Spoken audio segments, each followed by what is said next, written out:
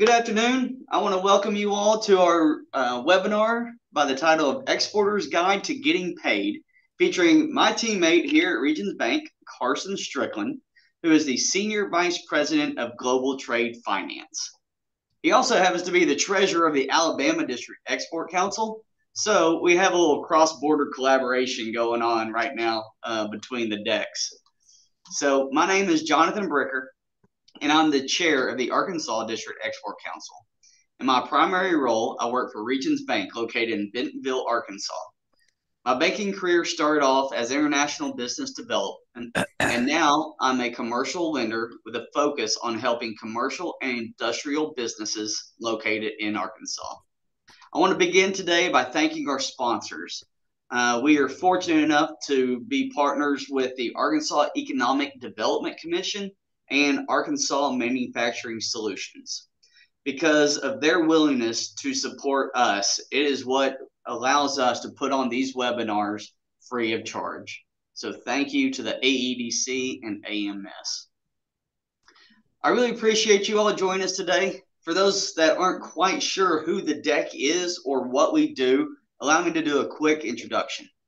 We're a private, nonprofit organization that brings together experienced international business people with potential exporters.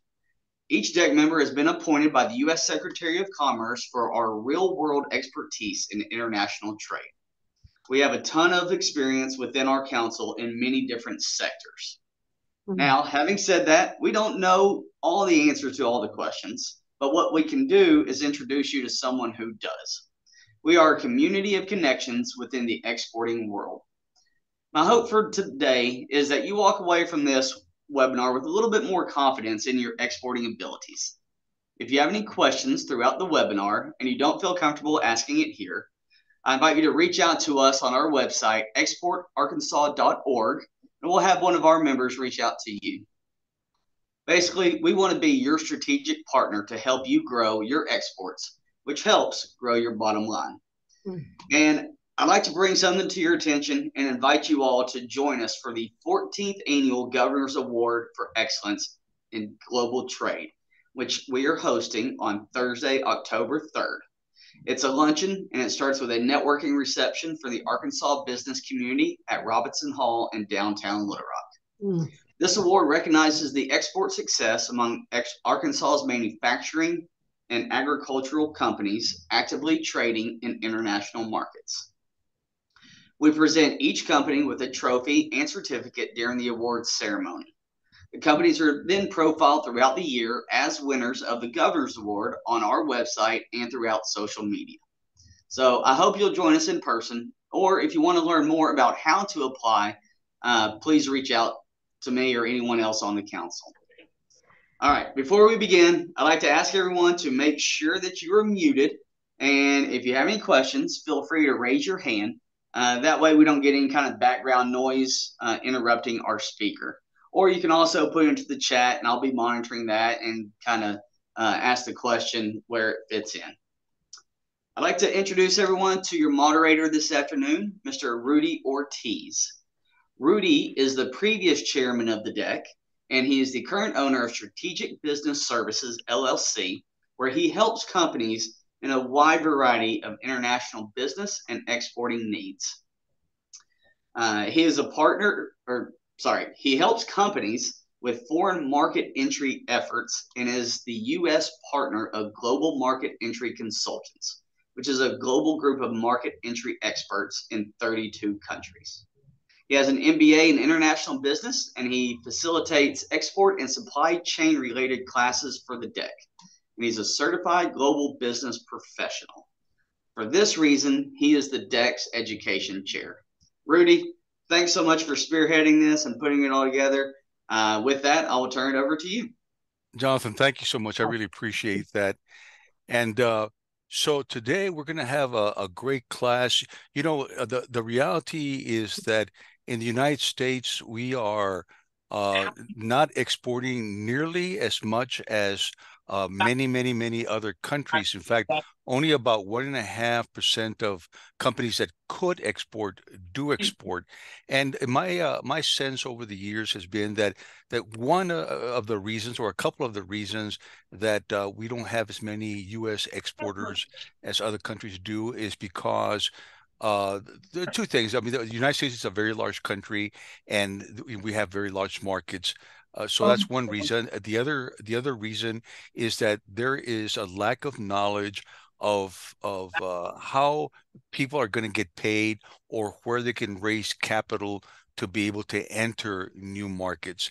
And this class is the intention is to be able to answer those questions, kind of identify what tools are out there, what vehicles are out there to make sure that you do get paid whenever you're doing exporting, and also where one can get capital from in order to be able to expand your supplies, and maybe even your number of employees to be able to meet the challenges of exporting.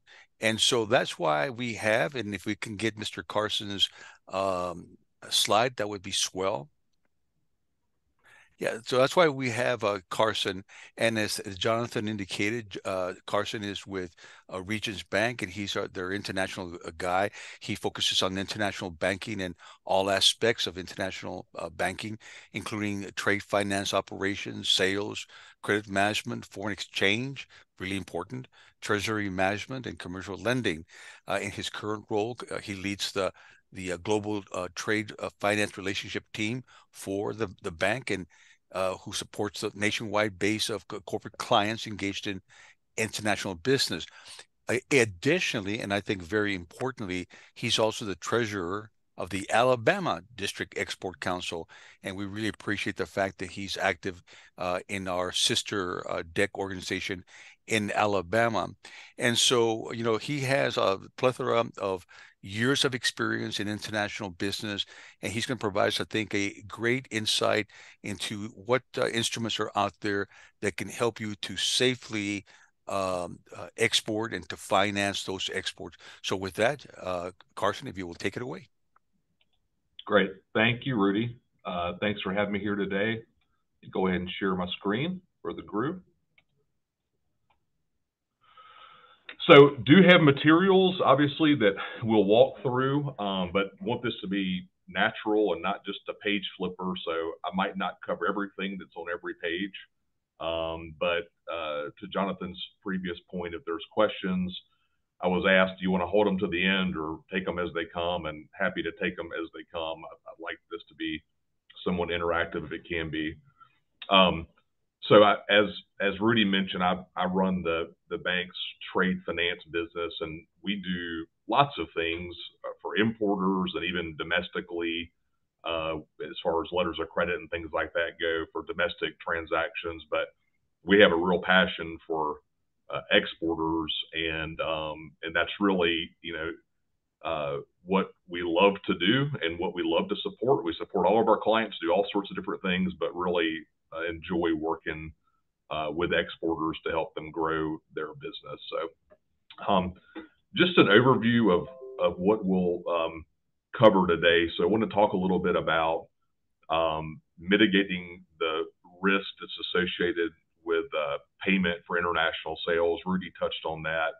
Some of the kind of nuances of what companies might have to do when they're trying to win international contracts, or once they've won them, around bonding requirements, working capital needs. So, if you're an exporter, you have international sales, that's a very specialized sort of solution. So we'll talk some about that. Financing international buyers. So if you have buyers, particularly if they're in more emerging kind of markets, they may demand or really want longer terms or some sort of financing. So we'll talk about that as well. And then foreign currency. U.S. companies are fortunate in the fact that they can typically deal in U.S. dollars with their international sales, but there are times where you might be leaving money on the table, or you may be less competitive. So you ought to be open to dealing in your buyer's currency if you need to make those sales happen. So back to the international payment risk mitigation. So if you're a company and you deal only in the U.S., there's really kind of two types of payment methods that are typically used. And that's either you get paid up front or you're giving your buyer some sort of open credit terms, so net 30 or net 60 or net 90, whatever the terms may be. In international trade, that's a little different. Those terms exist as well. You can get paid up front via wire transfer, for example, or you can give your customer terms and hope they pay when the invoice matures, right? But there's also things sort of in the middle that help bridge the gap around payment risk. Payment risk is more important to think about in international trade for a few different reasons. So credit risk exists whether you're selling internationally or domestically. That's a risk regardless. But in international trade, you have other issues like country risk, currency control risks, political risk, things of that nature. And so it typically is a little more risky, all things being equal, than doing business domestically.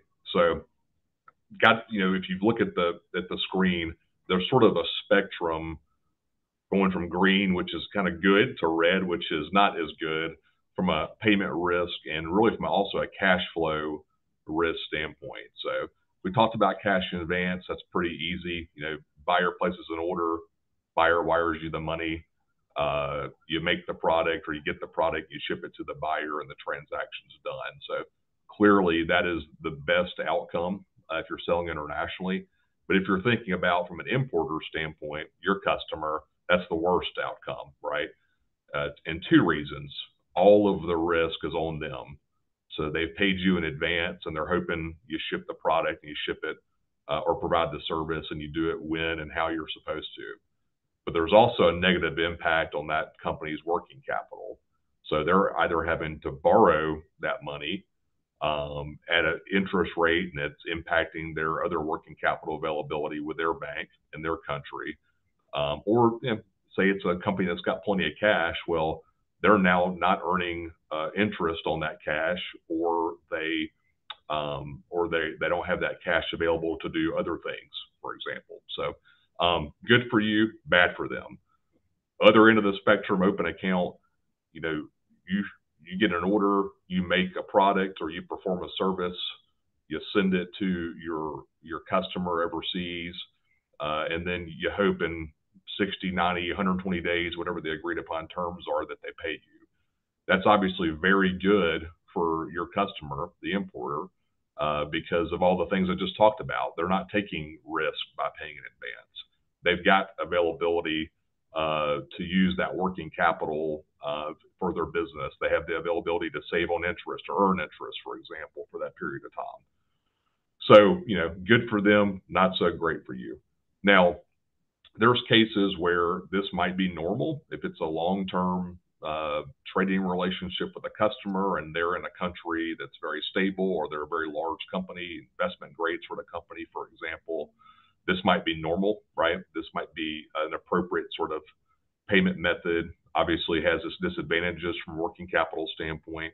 We can talk about solutions for that later, but generally not as good as the other end of the spectrum. So the things in between are really ways to get the exporter, you guys, and the importer, your customers, comfortable sort of in the middle. And we'll go into some more detail around how these things work shortly. But, a letter of credit is a guarantee from your customer's bank that if you meet the conditions of the letter of credit, it's a documentary conditions of the letter of credit, that their bank has to pay you. So benefit to the buyer is they didn't prepay. They don't have the risk associated with prepayment that we talked about earlier. And they know their money is not going to get debited from their account unless the contractual terms of the letter of credit are met. It's good for the seller in that while they're not getting that advance availability of cash they would have in a prepayment, they've got the next best thing in that it's a guarantee from a bank that they're going to get paid if they perform. Sort of next is what's called a documentary collection. This is similar to a letter of credit in that there's sort of documents that are triggering payment here, documents being invoices and bills of lading, packing lists, things of that nature that are common in any cross-border trade, regardless of the payment method. But the bank doesn't have to pay you. They're not guaranteeing payment. They're serving as an agent for that documentation. So a bill of lading is a title document. Your customer can't get the goods unless they have that bill of lading. And so their bank's basically not giving them the bill of lading unless they pay for it. So a little riskier than a letter of credit, but you still control the goods. No guarantee of payment, but if your buyer doesn't pay, you can get the goods back. So it is, there is some protection there. And sort of next is a blend of open account with a little more risk mitigation. So that's an open account sale, credit insurance. So there's companies that insure open account sales. They're trade credit insurers. They'll underwrite and approve your buyer for coverage. But essentially that 90-day receivable we talked about earlier, for example, to your buyer, they're still getting 90 days to pay. But if they default on the due date, you go to the credit insurance company, file a claim, and get most of your money back, usually 90% of your money back. So it's a way to be more competitive, but still somewhat mitigate risk, or not somewhat, actually mitigate risk in the sale. You know, letters of credit, this is a crazy looking screen. I know it, and I think Heidi's going to send these out to all the attendees later so you can have access to it. But this is sort of what the flow looks like, right? And it's important to think about this in that, you know, you've got a contract with your customer, the buyer in this case, on this page. You're going to ship goods to your customer or perform a service for your customer. But really the letter of credit's independent from all of that, right? So you've got a buyer that's going to their bank, applying to get a letter of credit open. Their bank sends it to your bank. You perform, send the documents to your bank. If they're compliant, you get your money in the issuing bank that gets paid back by the buyer. So this is sort of what the flow looks like. But the important thing to note is all the things that are happening on the top of this page are really separate from the contract you have with your customer and the shipment of goods or the performance of services. And that's intentional. It's supposed to be independent of what's actually going on behind the scenes. Of course, that independent agreement should align with what's going on in reality with the shipment of goods in the contract, but it's independent in nature. So a little more detail, talked about different payment methods. So kind of breaking out the ability to manage risk, the ability for buyers to get attractive payment terms, and the ability to finance these sales under these different payment methods. And so under a letter of credit, kind of next best to cash, if you will, because that bank, your buyer's bank, has to pay you if you perform under the letter of credit. The payment defaults of banks and their LCs are fractions of a percent, and that's worldwide, and thinking about the most challenging markets in the world. So if you're compliant with the letter of credit terms, you're going to get paid. It's also a way, you know, if your buyer can get a letter of credit open from their bank, you know they either have cash or they have the access to financing to buy those goods. So it's sort of double good, right? You know they're good for the money, and then you're also getting the bank to guarantee that. From a payment, you know, extended term standpoint, letters of credit can be used to give buyers more time to pay, because you're still going to have that guarantee from the bank, right? So you ship the goods. If the letter of credit's payable in 90 days, you know, that bank is still guaranteeing to pay you in 90 days, no matter what happens to your buyer, but the buyer's getting 90 days to pay their bank. So this is a way that you can mitigate risk and, you know, give some attractive terms to your buyer. And finally, from a financing standpoint, you know, if you do give those extended terms to the buyer, once that bank accepts they're going to pay at maturity, you can typically go to your bank and get them to pay you early at a really attractive rate. That's called discounting that LC obligation. Sort of, if you know what factoring is, it's sort of like really easy, much more reasonably priced factoring because it's a bank risk. that your bank's paying against. On the collection side, sort of similar, again, not a guarantee of payment by your buyer's bank, but the buyer cannot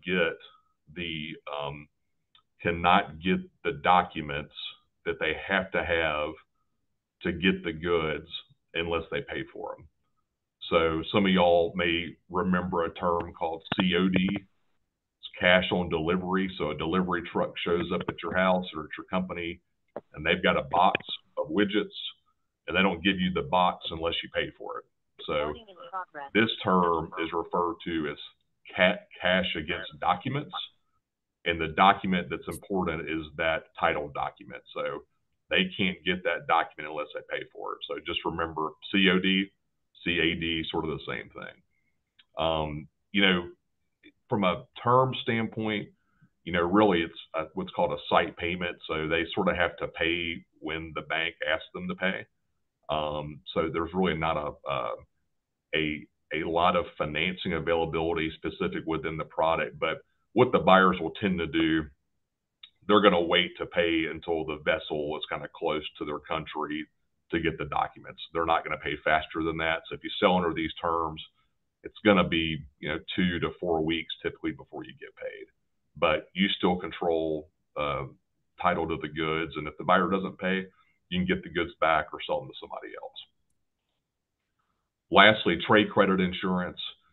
This is, if you look at a company's balance sheet and look at the assets on their balance sheet, accounts receivable are usually one of the largest asset categories on their balance sheet. Maybe there's real estate and inventory and cash, but AR for most companies is one of the largest components of their balance sheet. But it's one of the few things that are typically insured. So companies insure their property, companies insure their inventory if they carry inventory, but they don't typically insure the receivables. So this is a really common product in Europe and has been for a long time. It's growing in the U.S. More companies use trade credit insurance, both domestically and internationally. I would say internationally is more of the focus because of the enhanced risk of those sales. But essentially what you're doing is you are insuring that invoice against non-payment. So if your buyer is unable to pay, like they go out of business, or there's an issue in the country where they're unable to get dollars or something to that effect, an insurance company, if you sort of dot the I's and cross your T's like any other insurance transaction, they're going to pay you usually 85 to 95% of the invoice value. If there's a downside of credit insurance, it's this. With a letter of credit, it's irrevocable, it's independent. We talked about that earlier. Credit insurance really is just covering financial sort of defaults by the buyer. They're unable to pay. The buyer cancels a contract, or they get a container and they say it's not what they ordered. The insurance company is not going to pay a claim until that dispute's resolved. So just remember that if you're sort of thinking about how you mitigate these risks, insurance, there is some conditionality around it. So, but Exim Bank, which is a government agency, provides insurance services. They're a great resource to talk to more about insurance, and there's a whole plethora of brokers out there that do nothing but sell and manage trade credit insurance for exporters. So a lot of resources there. On the and we'll get into a little more detail on this in a minute, but on the financing side, if you're a company that's able to get bank financing, you have a line of credit at a bank, for example, that's supported by receivables. The foreign receivables usually aren't eligible for financing, but if they're insured, your bank may be willing to finance those receivables. It sort of takes a riskier account receivable and turns it into a receivable that's a little more palatable for a bank to lend against. Kind of depends on the bank, but that's not uncommon. Hey, Carson, we have a question in the chat. Sure. Also, speaking of banking services, the question is, do banks place liens on inventory if some funds cover the inventory on hand? So and this is not specific to trade financing or cross-border financing, but if you're a company that borrows against assets, typically it's called asset-based lending, right? So accounts receivable, inventory sitting in your warehouse. If a bank is lending against that collateral, they will typically have a lien on that collateral, including inventory, if they know what they're doing. So that's kind of the point, right? So you're thinking about a worst case scenario, and if the company goes out of business and the lender needs to go get that collateral to try to get its money back, it would be exercising that through the lien that it placed in the collateral. Very long answer to the question, but the answer is yes. There would be a lien placed in the inventory. Perfect. Thanks, Carson. You bet. So I can't see the chat, Jonathan. So if there's any other questions, just feel free to speak up. Perfect. That sort of covers just think about payment risk mitigation in international trade. There's something that's not necessarily unique to international trade. You see it domestically as well, but maybe more common in international trade. And that's, I'm going to do my air quotes, that's bonding for international transactions. So if you're selling to a foreign buyer, especially if it's a government entity, which is way more common in other countries than here, there are either the government itself or a government-owned agency or a government-controlled entity in a lot of regions of the world are much more likely to be your customer than in the U.S., where you're going to be selling to private companies more often than not.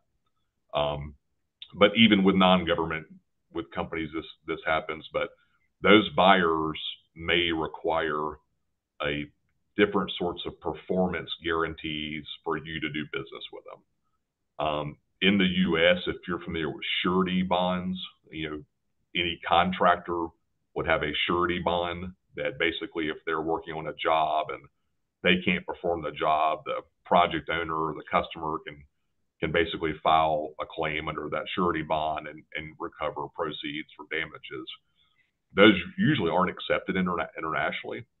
So the two replacement instruments are either letters of credit, specifically standby letters of credit, or bank guarantees.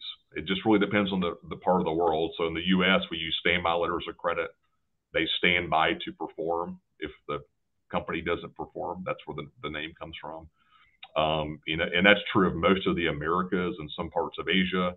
And as you go into Europe and the Middle East and Africa, bank guarantees are typically what's used. And they're usually subject to local law and different rules and things of that. But they do the same thing. They're providing a financial guarantee to support performance from a seller to a buyer.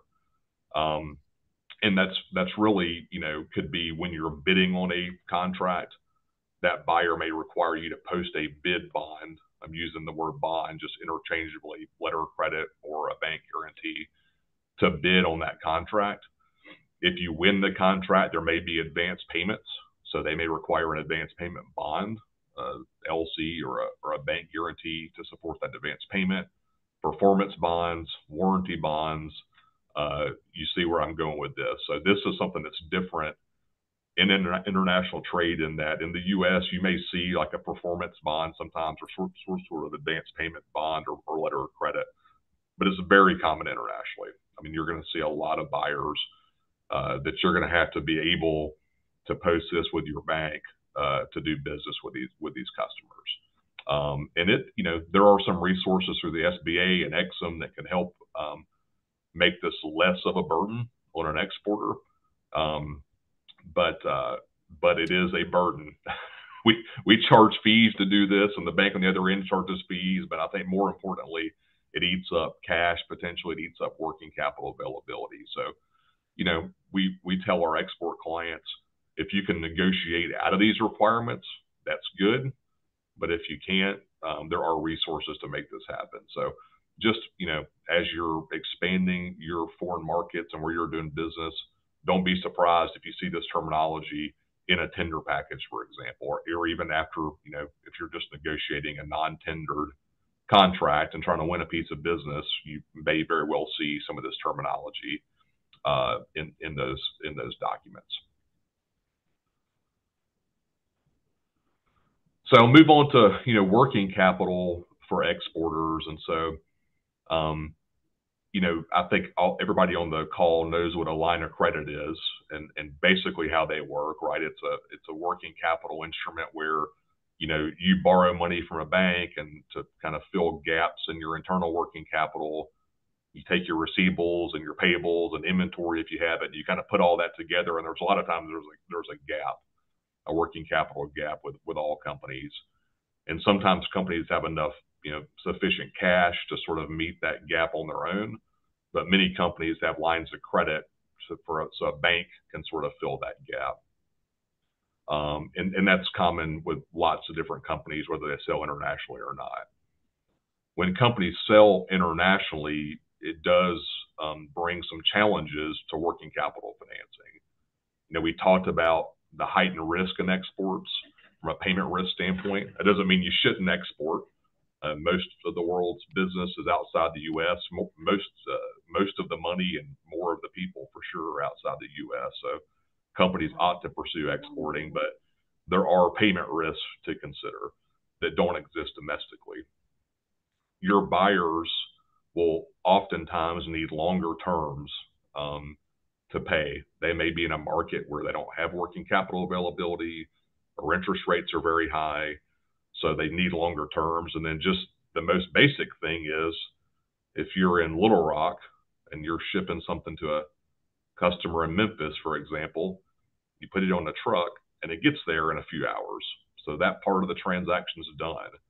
If you're in Little Rock and you've got a customer in Bangladesh that you're shipping a container for the same product to, guess what? That may take 5 or 6 weeks to get there, depending on who the carrier is and all that good stuff. So you add all those things up, and just the cash flow is much slower in international sales, or certainly can be.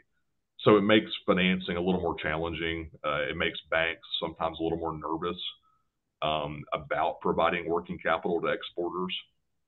So the government knows this. And the government, I say the government in general, the U.S. government, state governments, do lots of things to support exports, and there's different reasons for that. But a lot of economic and political reasons. But the U.S. government specifically wants to help exporters, and from a financing standpoint, there's 2 agencies. One's the SBA, one's the Export-Import Bank, that provide guarantees to banks to make working capital loans to exporters. So they sort of step in and say, hey, we know you view this as being riskier lending. We know that there's challenges lending to creditworthy exporters. Even if they are creditworthy, there's still challenges. And so they'll provide guarantees, not 100%, but nice guarantees to banks to help them get more comfortable with that risk. And there's advance rates for this. We'll talk about this in a little more detail in a second. But, back to the question earlier around inventory liens, advance rates, kind of typical advance rates for banks on accounts receivable, are maybe 80 or 85% domestically. If it's a foreign receivable, it's usually 0, right? It's not something you typically want to lend against. And then inventory, if you think about just a company that sells domestically and it's got inventory sitting in a warehouse that it needs to borrow against, this is a wide scale, but I'll just throw a 50% number out there as kind of common. So the government steps in and says, we want to help exporters do more business. We want to help with their working capital needs. So we're going to tell banks that we're going to give them a guarantee, and that guarantee is going to allow them to advance, maybe 90% on those receivables and 75% on the inventory.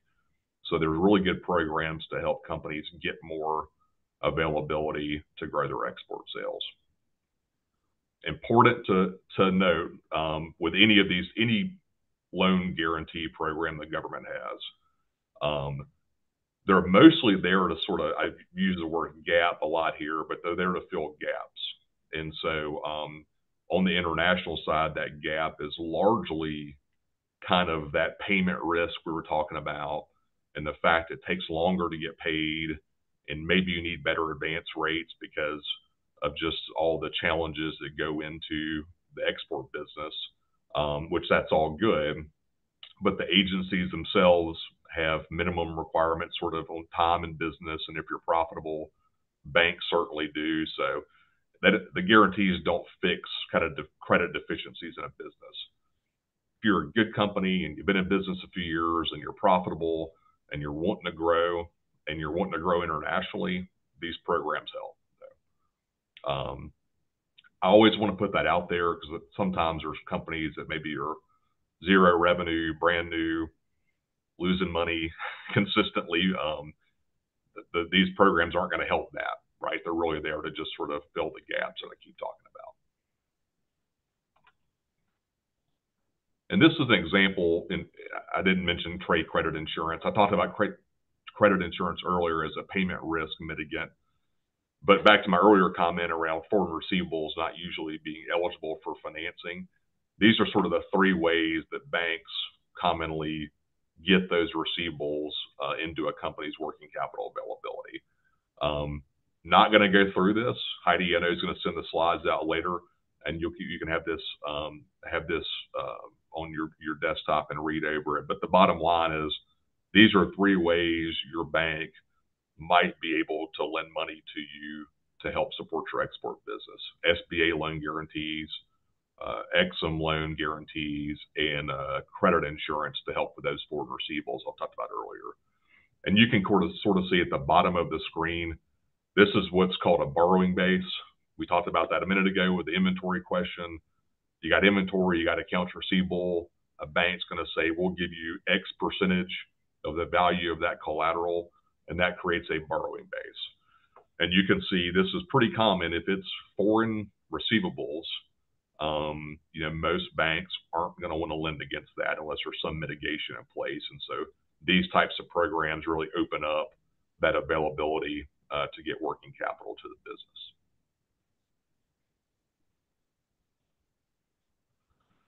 So in the same vein of financing, we talked about working capital for you, and we did touch on a little bit earlier, your buyers needing extended terms or needing some sort of financing. So there's a couple ways to do that. And again, I'll reiterate why this might be important. So if you're selling into Canada or Western Europe or Japan or different sort of more developed economies, they're going to have similar financial structures to the U.S. They're going to have relatively low interest rates. I know everybody thinks our rates are really high right now. They're not. They're just normal. This is what they're supposed to be like, and this is what they have been like over time. But in the developing world or the emerging market world, interest rates typically are much higher, not always, but they're typically much higher than the U.S. And the ability to get financing, period, is much more difficult. So very developed financial system here. It's not perfect, but banks extend capital to their customers, whether that's term financing to build a building or buy a piece of equipment, or short-term financing for working capital that we talked about earlier.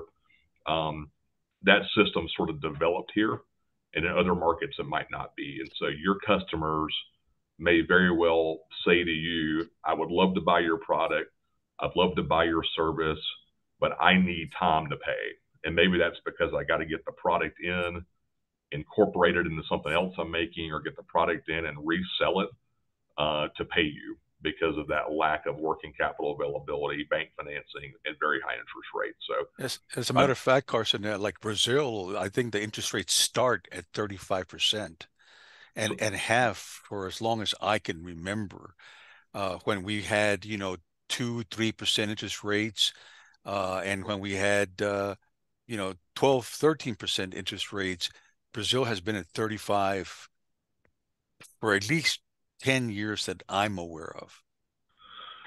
That's right. And that's the local currency borrowing rate. That doesn't even include having to convert to dollars. And so if y'all can, when I look for stuff like this, I don't have a secret magic wand. I Google it, and you can go Google global interest rates, and you can see the Brazils or the Argentinas, which I think are like 90-something% today. I mean, there are markets with very, very high rates.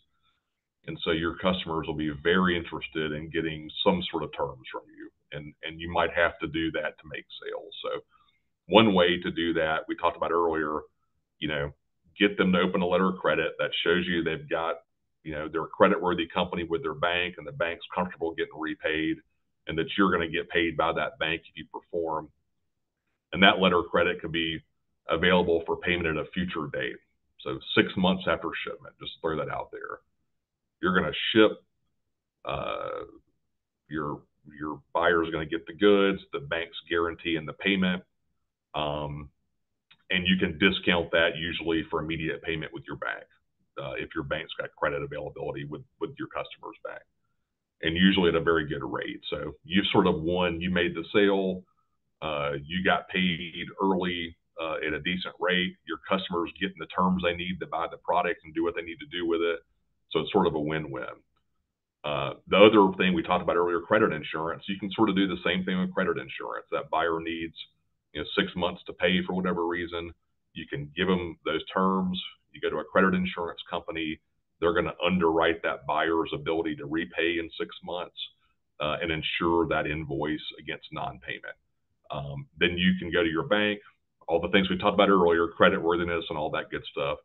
Go to your bank, and your bank might be willing to finance that receivable under a line of credit. All of these things being said, I mean, this all works. It's good for you to make a sale. You're mitigating risk. Your buyer's getting terms, but there's going to be a cost associated to do this. There's interest and fees and things of that nature, and your buyer's getting the benefit, so you need to be passing that along to your buyer. The U.S. does something really good in business internationally, and that's, some products are commodities. If you buy, you can buy something anywhere in the world, and maybe it's the same, or you may be competing against another manufacturer that makes a good product too. You would probably say not as good as yours, but maybe they make a good product too. But the U.S. is really good at finding solutions to sort of extend our financing capabilities to foreign markets. And that really can help U.S. companies make more sales.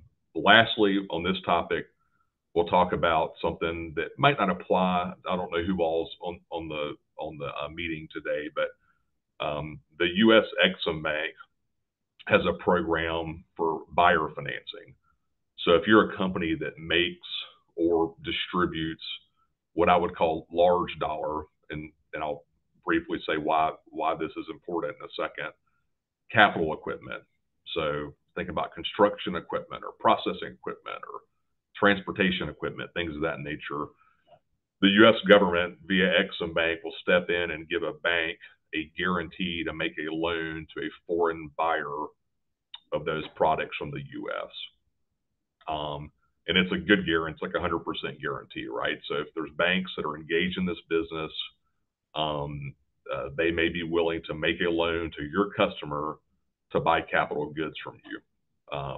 This is a way to really get really aggressive sort of financing into the hands of your buyer that will differentiate you from your competitors. And they'll have usually 3 to 10 years to pay that loan back, depending on what the underlying transaction is. Large, it depends on the bank. I would say probably need a few $1 million or more sort of transaction size to make sense. I know that's really large, but it's really just the economics of the cost of legal and all the things that go into that. But if you're in that business, you're selling or making capital equipment, this might be a solution to help get financing into the hands of your foreign customers.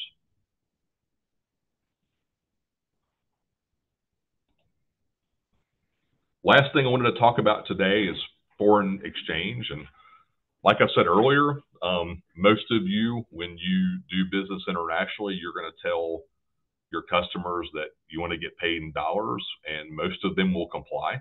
Okay, particularly if they're not really large companies. If it's a smaller, privately owned company, they may be fine doing that, and you can be competitive and make sales. But there are times where it's going to be an issue. And you see this especially with government buyers, larger buyers, specific markets. I mean, they're really not wanting to deal with currency conversion. the challenge with foreign exchange or getting paid in foreign currency is that, somebody's got to deal with the currency volatility. And so if you made a sale and got paid on the same day, that's not an issue, right? So rates will move a little bit within a day, but usually not too much. But that's not typically what happens. Typically, there's an order placed, and the exchange rate is whatever it is that day. And by the time payment actually occurs, maybe that's 30 days, maybe that's 60 days, 6 months, whatever down the road, that exchange rate will move. And that's where the risk is. And that's why a lot of U.S. companies don't want to deal with that. They want their buyer to deal with it. And you can see an example of that on the bottom of this page. That's a long-term chart of what's the U.S. dollar index. So that's the dollar compared to a basket of other currencies. And you can see the huge swings over this period of time and the value of the U.S. dollar versus the rest of the world's currencies. And, right now, given the length of time this chart represents, we're sort of average, I would say. But if you look at the last 10 years, the U.S. dollar is much stronger than where it was a decade ago. But even in a shorter period of time, the graph on the left, this is just the past year, you can see all the volatility, in currency exchange rates, the dollar versus other currencies. And so if you, if you're getting paid in dollars, your customer has to deal with this. So they may have to pay 10% more over a period of time based on what currency does. So if you need to be more competitive and you need to be willing to get paid in local currency to make a sale, but you want to mitigate that risk, there's ways to do that. There's something called a forward contract. So backing up, there's a spot exchange. That just means money shows up at your bank in foreign currency and they convert it to dollars and you take whatever rate is prevailing that day. That's when you're taking risk. You're taking foreign exchange risk. You can use what's called a forward contract. So if you know that when you're going to get paid and how much you're going to get paid, your bank ought to be able to help mitigate any exchange risk with a foreign contract. They're going to tell you what you're going to get when you get paid in U.S. dollars. And then similarly, if you don't know when or if or how much you're going to get paid, there's something called an option contract. And so that's sort of buying insurance on that currency risk. But most companies use forward contracts. They don't use options because you've got to order, you're going to invoice your customer at a certain time, and basically when you're going to get your money. And so a forward contract is an effective way to do that. But the takeaway on FX is that I wouldn't lose business over it. If you have customers that are just really insistent on getting paid in local currency, maybe not. If it's a good deal and it's a good customer and it's a sale you want to make, don't necessarily walk away from it over this. There's ways to manage that risk. Yeah, as a matter of fact, to that point, Carson, doing so, being flexible and taking these kinds of instruments provides a real significant competitive edge against the rest of the competition, who are perhaps less sophisticated in terms of the instruments that are out there, and perhaps significantly more risk averse because they don't understand the instruments that you're telling us about, the fact that they exist and how they can mitigate their risk. So there's business to be had if you're willing to learn how to use these instruments and use them.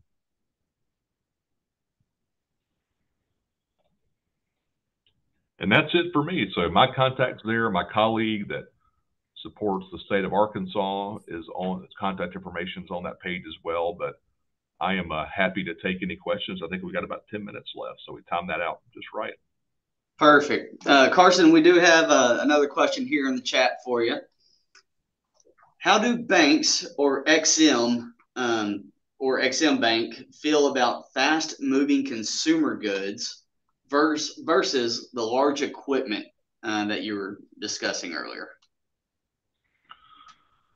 So I would say,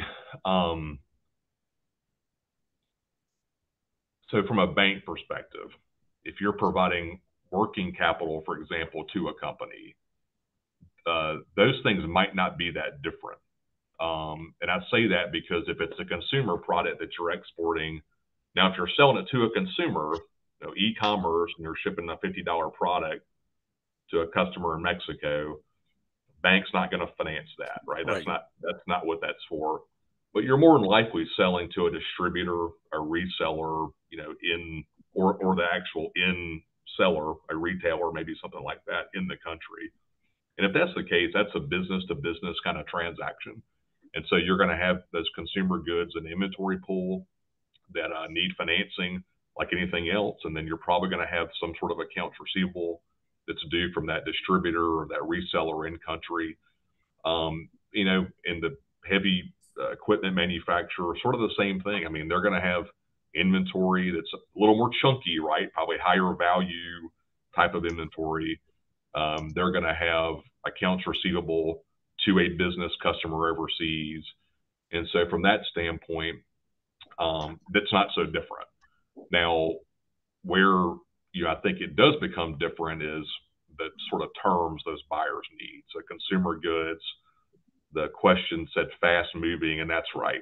You're selling, especially Northwest Arkansas, I'm thinking about all the retail sort of distributors there, and if you're selling to Walmart de Mexico, it's going to go through Laredo and get to a store or distribution center and ultimately a store, and it's going to move pretty quickly. And Walmart's going to have its payment terms it demands, for example, but they're going to be sort of normal terms because they're getting paid very quickly once the inventory is sold.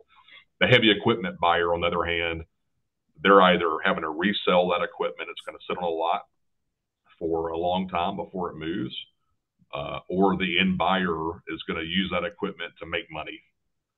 And it may take them years to make enough money to pay for that equipment. And so that's where sort of what kind of terms does that buyer need? That's what I would say is the most different. The working capital is somewhat similar. The end buyer's needs are going to be different based on the product. And I think another difference is really, I guess the mission or the intent. The banks are for-profit organizations, and they have certain expectations. Ex-Im Bank is a government agency who's trying to facilitate trade for a multitude of purposes. And so that's some of the differences that might occur as a consequence of that. They are very different organizations. One's a government agency and the other one's a for-profit entity. So there'll be those considerations as well. Okay, some more. Well, first off, the gentleman that asked that question said a great dialogue on answering that one. He's appreciative. Another question in here is, could you talk about the differences between payment via site draft or documents against payment versus a direct collection letter? So those could be the same thing. So we talked about documentary collections earlier. A documentary collection, and again, this is when you through your bank are sending documents to your customer's bank. Most importantly, that title document, and they are instructed to not release those documents to the buyer unless they've been paid for. So that's a site payment. Okay, documents show up. Give me money, I give you documents. So that's a pretty secure way of getting paid. Goods are not being released unless they're paid for. You could, in that transaction, instead of being a site payment, it could be a deferred payment or have terms to it.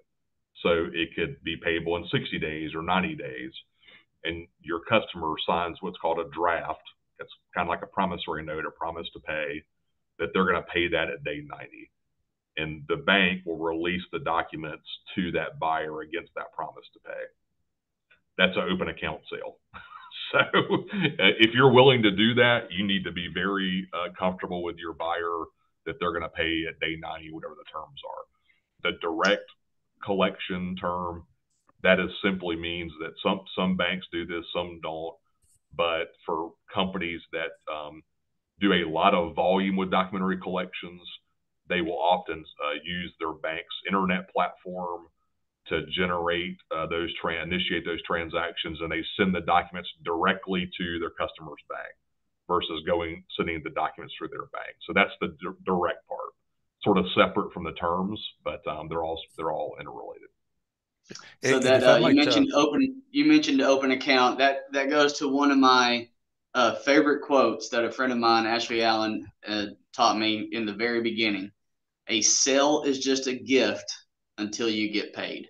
That's why I haven't heard it said that way yeah. before, but I like that. I'm gonna use that. Yeah. A sale is just a gift until you get paid.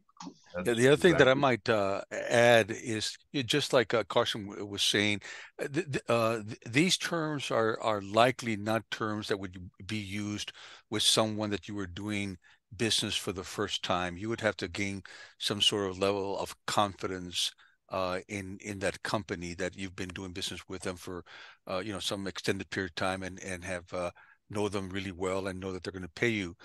The other thing that I want to comment on is one about fraud, and that is you have to be really cognizant of who you really are dealing with, because I've seen cases where a client thought that they were dealing with a major U.S. company or foreign company that is extremely well known, and at the very last minute they changed where the product needed to be delivered to, and it was a scam, and he lost a significant amount of money.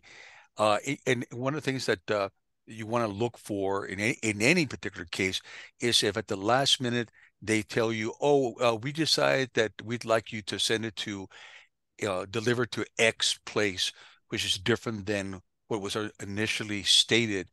That should be sending up some significant red flags for you. Rudy, that's a great point, and I'll expand on that a little bit. I know we're up against time, but there's all this payment risk, mitigation things we talked about today and all that. That does not cure bad buyers. So you got to know your buyers. Yeah, man. I would even say cash in advance, it doesn't cure a bad buyer. I mean, you need to know your buyers, do your due diligence, do your research, regardless of how you're getting paid. And I'm going to give a fraud. You're talking about fraud. This doesn't necessarily address, but it's worse internationally. If you've got vendors, no matter where they are, and you're getting emails from your vendors asking you to pay, to change payment instructions, fraud is rampant. Okay, guys, that's why I'm bringing this up. So a lot of scamsters out of there, but pick up the phone and call somebody you know and make sure it's legitimate. Yeah, and not the phone that they give you in the email. No, but the phone that you used to calling and speaking to Bob that you have talked to 50 times before. Absolutely, if you see any kind of change being requested, that should be a red flag. So speaking of fraud, that is a great segue into what so far is our last question here. We had this earlier. Seems like more small businesses sell online internationally, getting paid by a credit card. What's the pros and cons to accepting credit card on cross-border sales? What a great question. It is. I'm not a credit card expert, but I think I can answer it good enough. I mean, the pro is you're going to get your money really quickly, and you typically don't have to deal with any of the currency stuff because the credit card company does the conversion. So your buyer's settling in euros and you're settling in dollars. That's all good. The rate may not be great, but usually it's okay. You're also that's really a prepayment because you're not going to ship the goods until the credit card transaction clears. That's all the good stuff. Generally, that's good. The negative part, and this is B2C, like consumer buyers typically, or smaller transactions, I would suspect, is credit card companies are, if there's a dispute by your customer, they say, I didn't place this order, or whatever the claim is. And if y'all may have been on the other side of this before and seen how this works. The credit card company's reaction is typically to reverse the charge. Yes. and it happens more internationally because of things like proof of delivery and stuff. Like it's harder to prove that the buyer got their product, and so you see that. This goes back to due diligence on the buyer, but yeah, that is the downside, the primary downside. Spot on, Yeah, Carson. I agree. All right, so Carson, I know we're right up against the clock here. That's all the questions I have in the chat, unless anybody has anything else. Let me just say I really appreciate you taking the time to be here and join us today on this webinar. It is very insightful, so thank you for that. Yeah, I'd also absolutely. like I'd also like to thank one more time our sponsors of the Arkansas Economic Development uh, Commission, as well as Arkansas Manufacturing Solutions. We couldn't do this without them. I hope we see some of you all at the Governor's Award October 3rd in Little Rock. And if you have any other questions, here's our contact information on the screen. We're happy to help any way we can. And just so you know, oh, there it is, a follow-up survey. We strive to make these worth your time and ours. We want to do the best job for you as possible. So if you would, please take just a few seconds to fill out the survey. These mean more than you think they do. So anyway, Rudy, do you have anything else? Yes, I actually do. I want to just say that we've been doing these types of classes for quite some time, and have had several other people present this particular class. But I want to say, Carson, this was masterful. I really appreciate your expertise. You answered lots and lots of questions and gave very lucid answers. And I hope that if you guys have any questions that Carson can answer, feel free to contact him, and I'm sure that he'll be happy to guide you in any way that he can. Is that correct, Carson? Sounds good. I really enjoyed it. Thank you so much. All righty. All right. Thank you all. Have a great rest of your week. See ya.